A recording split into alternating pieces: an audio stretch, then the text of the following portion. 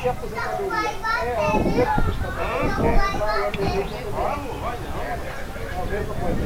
Mas não deixa não.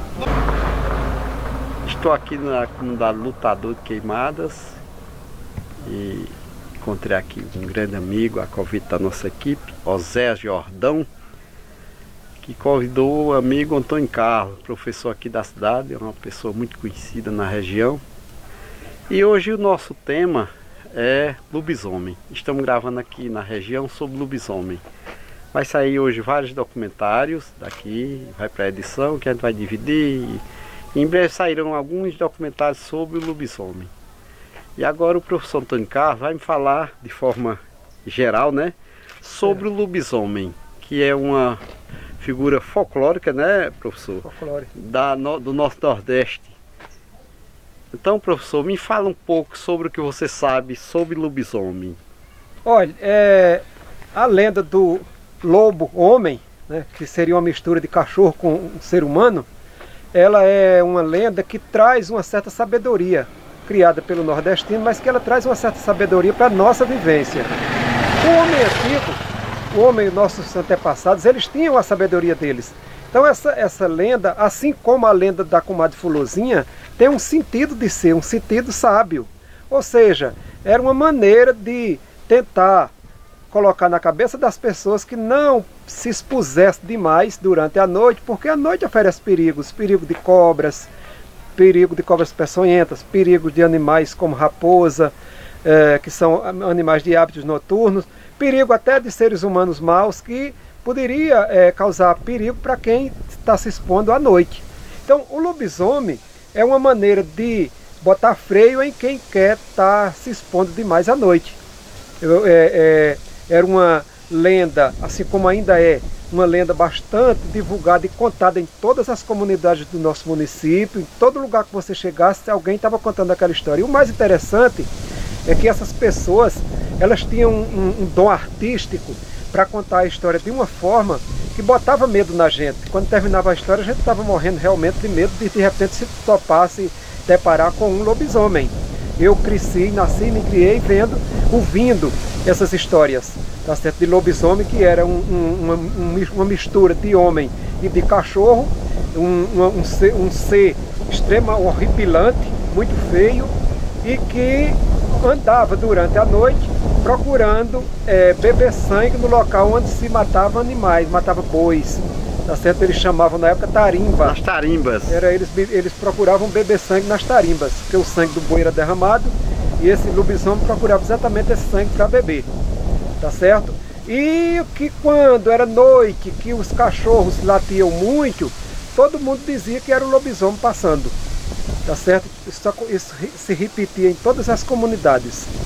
De modo que muitas vezes era, por exemplo, pessoas que namoravam escondido, visitava as casas de algumas pessoas, algumas mulheres, e a pessoa evidentemente que saía se expondo à noite na comunidade, os cachorros descobriam, latiam muito, e as pessoas colocavam a culpa para o lobisomem.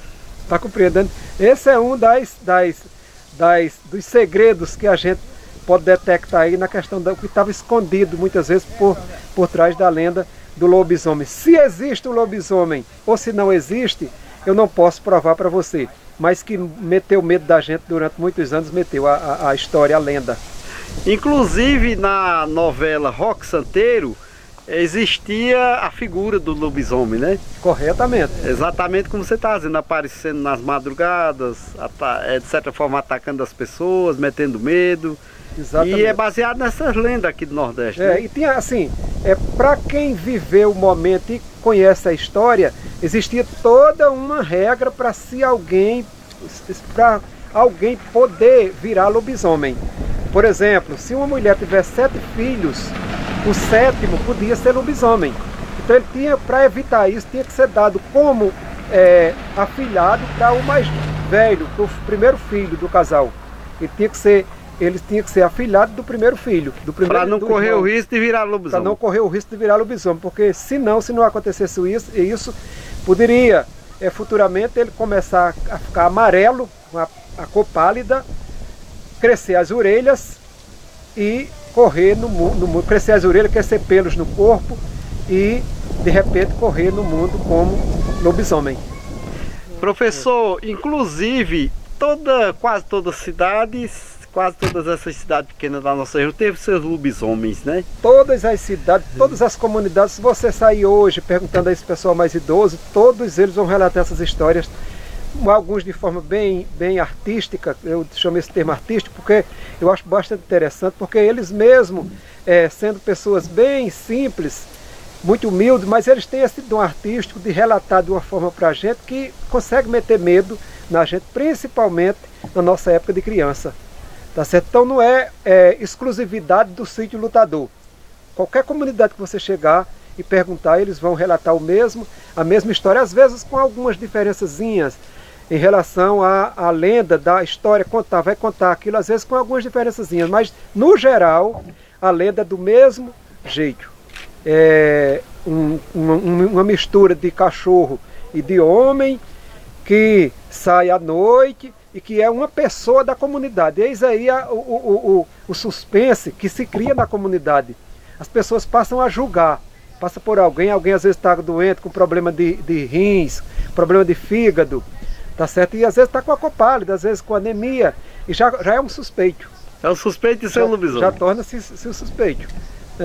Alguém que tem as orelhas grandes também está no suspeito. Vira suspeito de que pode também ser o lobisomem da comunidade. E existe relatos, eu já pude detectar alguns, de que algumas pessoas, alguns homens que tinham alguns casos extraoficial na região, ou nas regiões, nas comunidades, se travestiam de lobisomem, que era para ninguém correr o risco de o perseguir, de querer identificar. E assim ele mantinha aquele caso com alguma mulher que tivesse, né? É mais ou menos por aí, né? A gente vê muitos relatos com relação a isso. Exatamente. Como era na calada da noite, e o lobisomem é uma figura, é um folclore da noite. O lobisomem não sai de dia, ele só aparece à noite e tarde da noite. Não é cedo da noite, é tarde da noite. Então o que acontece? Existia em todas as comunidades esses casos aí, casos extraconjugais, casos de homens que tinham casos com mulheres, que muitas vezes a mulher morava só, ou então o esposo estava fora, morava no Rio, e a mulher morava só, e às vezes tinha homens que visitavam aquela casa. Evidentemente que isso era um sigilo, era um caso extraconjugal, então o camarada tinha que frequentar isso na calada da noite e altas horas da noite, exatamente na hora que as pessoas relatavam na história do lobisomem. Então o que acontece? Todas as casas geralmente tinha cachorro. E os cachorros, nesse momento que essa pessoa passava, fazia muito barulho, latia. E quando um cachorro latia, o cachorro do vizinho também latia. Os cachorros eram uma cachorrada completa, entendeu? E aí o que acontece? As pessoas que estavam dormindo pensavam logo, isso deve ser o lobisomem passando. Entendeu? Então ligavam logo a questão do lobisomem. Mas muitas vezes era essas pessoas que estavam frequentando determinadas casas. Tá certo? Eu não estou dizendo que a história do lobisomem é mentirosa. Eu estou dizendo que às vezes as pessoas interpretavam mal dessa maneira. Se apoderavam muitas vezes dela, da lenda do lobisomem, para levar vantagem. Seria exatamente. Isso, né? Existia isso aí demais. Eu digo porque eu pesquiso, pergunto muitas pessoas e vivi na infância e eu vi muitas pessoas relatarem isso. Ah, não era lobisomem, era fulano que ia passando para ir para a casa de fulano, e os cachorros todos latiram e todo mundo passou a dizer que era o lobisomem passando. Inclusive, professor, tem uma música de Zé Ramalho, o grande cantor nordestino da Paraíba, que relata o lobisomem, né? Corretamente. Fala sobre o lobisomem. Exatamente. Isso. Por sinal, muito bonita a música, né? Que assim, é uma história, uma lenda que está na nossa memória, principalmente das pessoas da nossa geração. Eu até lamento que dessa geração que está nascendo agora para frente, eles vão saber isso somente que alguém falou que existia, mas as pessoas não têm isso mais como um acontecimento real. Porque na minha geração, as pessoas contavam e acreditavam piamente que realmente os lobisomens existiam. Seria a tecnologia, a modernidade, o avanço está extinguindo estas lendas, essas histórias, esses fatos? Certamente. A tecnologia chegando, muitas coisas, muitos costumes, as pessoas vão mudando. As pessoas vão mudando a maneira de pensar, as maneiras, os costumes, as ações, isso tudo vai mudando. Nós vivemos em outro tempo, em um tempo diferente. Então, não foi só a lenda do lobisomem que que está sendo desacreditada no momento atual. São outras lendas, são outras histórias, história do nosso povo, né? Por exemplo, a minha geração morria de medo de alma. De assombração, né? Assombração. À noite era muito arriscado andar à noite e se encontrar com uma alma. Hoje ninguém tem medo mais disso, ninguém fala mais história de alma. Ninguém conta a história de alma, então as crianças não têm medo mais de alma, porque a alma não existe na cabeça deles. E na minha geração, a alma existia, a assombração existia nas estradas da noite. Era muito perigoso, porque você podia se deparar ali com uma assombração e desmaiar ou correr morrendo de medo daquela assombração. Quer dizer, é a mesma linha aí da questão do lobisomem. A questão da caipora, comadre Fulozinha, que tanto aterrorizava os caçadores, também faz parte desse contexto, né? Do folclore regional. Do folclore regional e da sabedoria do homem, do ser humano lá do campo. Porque a comadre Fulozinha era para exatamente botar medo nas crianças, para as crianças não irem para o mato, né? Não irem para o mato, porque é perigoso uma criança no mato, ela pode se perder e chegar a morrer. Então veja como tinha sabedoria numa lenda dessa, no folclore desse, né? Da comadre Fulozinha, da água, como é o nome lá da lenda da água? A mãe d'água. A mãe d'água. Quer dizer, é muito perigoso um açude ou um barreiro perto de uma casa que tem criança. Então tem que realmente falar para ela que lá tem a mãe d'água, que vai puxar ela para dentro d'água e matar, para ela se alertar em relação a isso.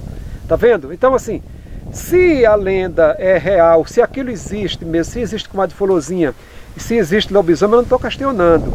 O que eu estou dizendo é que é muito importante, é de muita sabedoria a história, para que possa alertar as pessoas para não se arriscarem demais.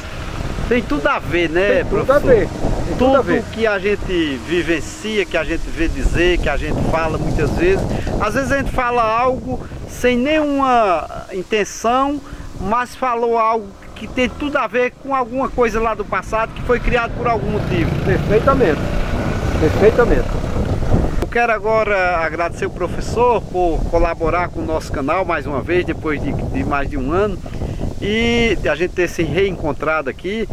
E dizer ao professor, se tiver mais algo a falar sobre esse tema, pode falar, ficar à vontade. Eu lhe agradeço imensamente por estar aqui fazendo esse resgate muito importante para o nosso Nordeste. Eu que sou um admirador entusiasmado da cultura nordestina, das nossas raízes, eu lhe agradeço e desejo boa sorte para que você tenha muito sucesso na sua trajetória. E obrigado. Valeu, professor.